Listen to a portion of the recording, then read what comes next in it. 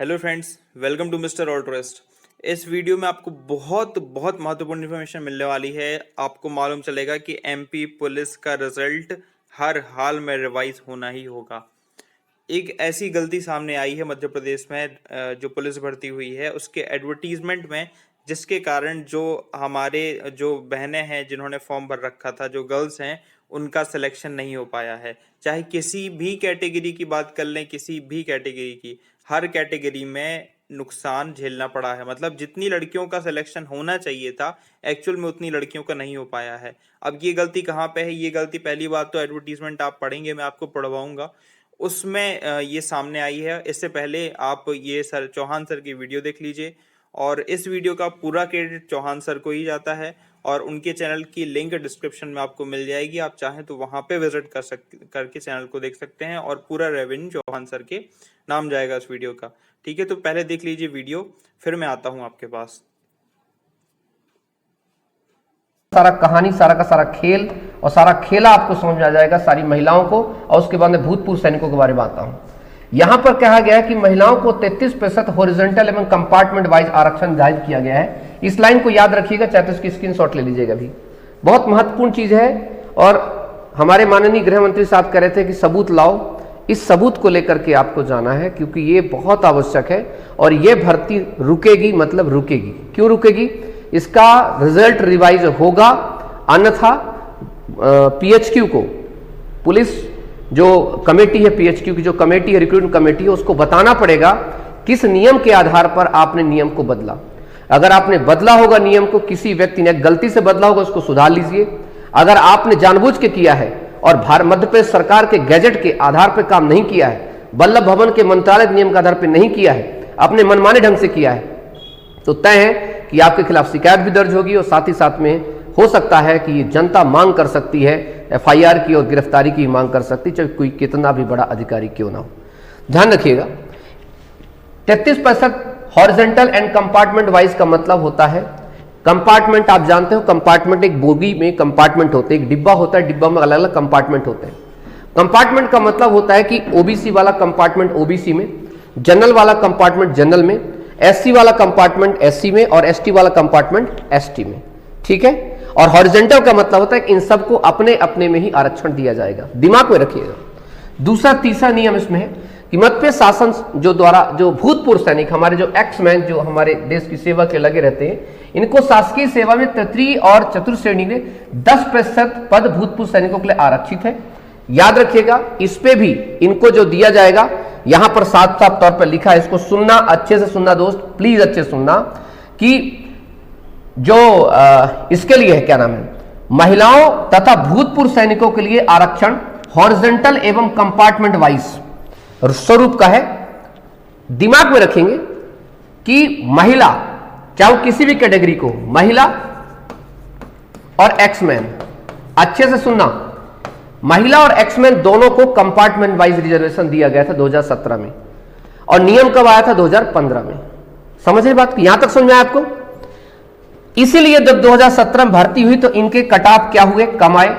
क्यों? क्योंकि इनकी संख्या वैसे भी कम होती है, और संख्या कम होने के साथ साथ क्या होता है कि इनका रिजर्वेशन बिल्कुल फिक्स होता है। अब सुनना, चतुराई सन्न 2020 में जिस कमेटी ने इसको रिकमेंड किया, व्यापम बार बार अगर कह रहा है कि ठीक है, मेरे सेंटर में अगर गड़बड़ी हुई है तो ठीक है, मैं उसको देखूंगा, उसमें जो है देखते हैं क्या हो सकता है। व्यापम के क्वेश्चन आंसर गलत है, वो ठीक चलता है, लेकिन जो डिस्ट्रीब्यूशन किया है, व्यापम सही कह रहा था, कल तक सही कह रहा था व्यापम इस बारे को लेकर, एक बात को लेकर के, कि आरक्षण के हिसाब से मैंने काम किया है, जो मुझे पीएचक्यू ने लिखित में दिया है। अब सुनना, पीएचक्यू ने क्या इनको लिखित में दिया? 2020 का देते। सुनेगा अच्छे से, बिल्कुल दिमाग को रखिए, 2020 का आते हैं, हम रूल बुक पढ़ते हैं 2020 का। 2020 में यहां पर देखिए, चुपचाप, किसी को पता ना चले, और हम जो है इतने बेवकूफ जो है बन के बैठे रहे, बस कोर्स को लोग खरीदते रहे, पढ़ते रहे। यहां पर देखिए, चुपचाप तरीके से एक नंबर का क्या काम किया गया, क्या बदला गया, किसने कहा कि आप जो है इसमें बदल दीजिए। देखिए, आरक्षण महिला भूतपूर्व सैनिक संरक्षण हॉरिजॉन्टल आरक्षण है, ठीक है। और यहां पर एक बात जो बहुत अच्छे से निकाल दी गई, क्या निकाल दी कि होमगार्ड सैनिक महिलाओं या भूतपूर्व सैनिकों के लिए आरक्षण हॉरिजेंटल ओवरऑल स्वरूप का है। मतलब आपने मध्य प्रदेश सरकार के नियम को धज्जियां उड़ा दिया। कैसे? आपने आराम से इस जो कंपार्टमेंट को ओवरऑल कैसे कर सकते हैं?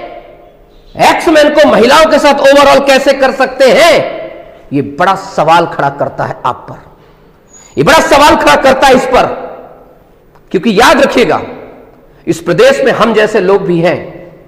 या कि आप नियम बताइए कि मध्य प्रदेश सरकार ने आपको बोला तो फिर हम मध्य प्रदेश सरकार के पास पहुंचते हैं, उस नियम को वापस लो जिस नियम में आपने ऐसा अत्याचार कैसे कर दिया। 2015 में जब नियम था 33% महिलाओं के लिए हॉरिजेंटल कंपार्टमेंट, तो हॉरिजेंटल ओवरऑल एक्समैन के साथ कैसे कर दिया आपने? हर एक एक्समैन आपसे पूछेगा। मैंने अभी मेरे पास कुछ एडीजी साहब, एडीजी का नाम का ब्रिगेडियर तक लोगों ने सपोर्ट किया इस बात को कि चौहान को कुछ होगा तो हम देख लेंगे। बहुत सारे एक्समैन ने ब्रिगेडियर तक को शिकायत की कि चौहान सर इस बात को बड़े अच्छे से फर्जीवाड़ा निकाल रहे हैं, एक चीज को निकाल रहे हैं। और एक्समैन ने कहा सर हम तो अपनी पिस्टल के साथ आपके साथ खड़े रहेंगे सर, पुलिस सुरक्षा आपको दे ना दे, हम आपके साथ खड़े हैं। बोला ठीक है। एक्स सर्विसमैन की वेलफेयर कमेटी भी इस बात को करी कि कैसे कर दिया है आपने, कैसे हिम्मत हो गई आपकी।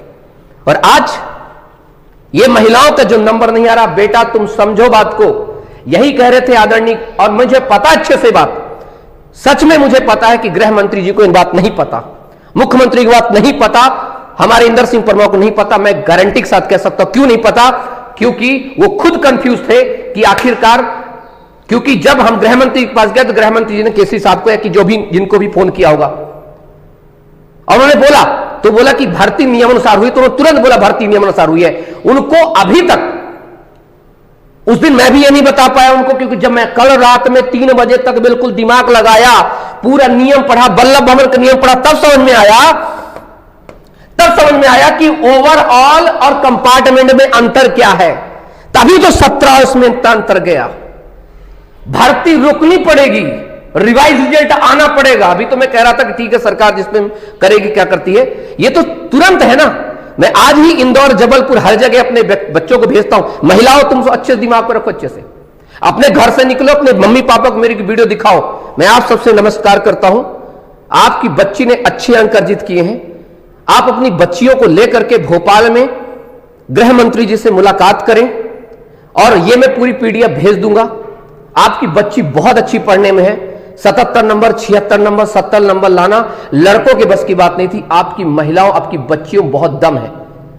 अंकल, आंटी, भाई, बहन, मैं आप सबसे रिक्वेस्ट करता हूं, निवेदन करता हूं, एक अधिवक्ता होने के कारण नहीं, मैं निवेदन करता हूं एक नागरिक होने के कारण, आपका एक घर का कोई सदस्य होने के कारण आपसे निवेदन करता हूं कि आप अपनी बच्चियों पर शक मत कीजिए। आपकी बच्चियां बहुत होनहार हैं, बहुत पढ़ा है, बच्चियों ने बहुत पढ़ा है, उनका सपोर्ट करिए। और इस हुए अन्याय को तुरंत ये रिजल्ट वापस तो होके रहेगा।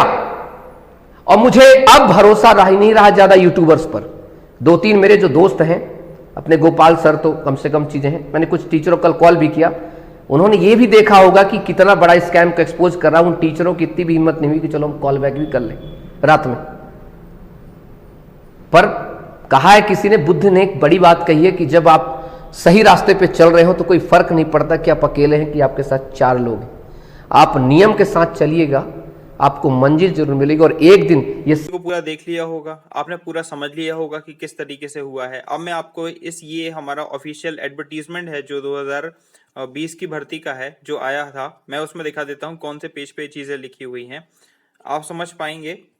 ये वाले पेज नंबर 5th या 6th पेज है ये। यहाँ पर लिखा हुआ है, ये तीनों ही आरक्षण महिलाओं, भूतपूर्व सैनिकों एवं स्वयंसेवी होम गार्डों के लिए हॉरिजॉन्टल आरक्षण हैं।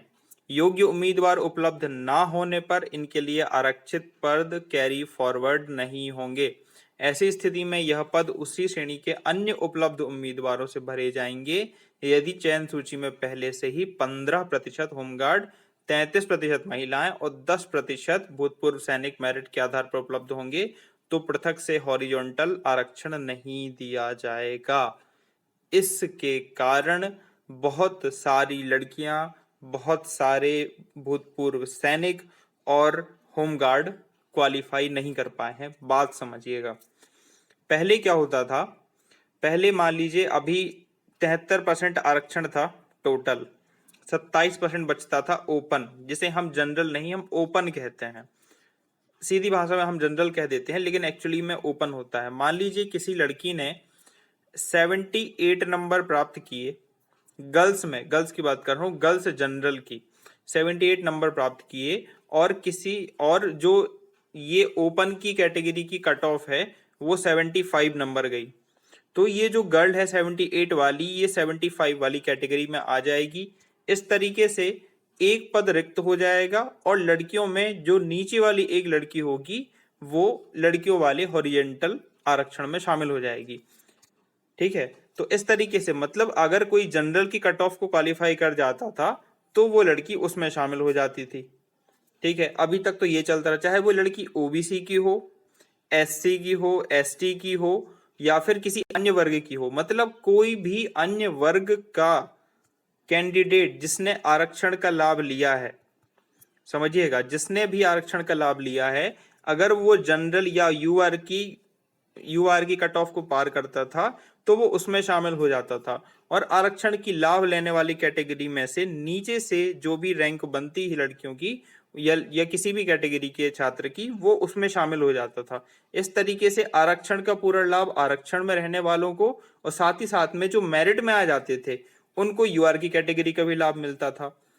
इन्होंने ये प्रक्रिया ही बदल दी। 2017 में ये रूल था, जैसा अभी मैंने आपको स्पष्ट किया। 2020 में इन्होंने क्या कर दिया कि आरक्षित पद कैरी फॉरवर्ड नहीं होंगे, मतलब इन्होंने कहा हम आपको 33% महिलाओं के लिए हम आरक्षण देंगे।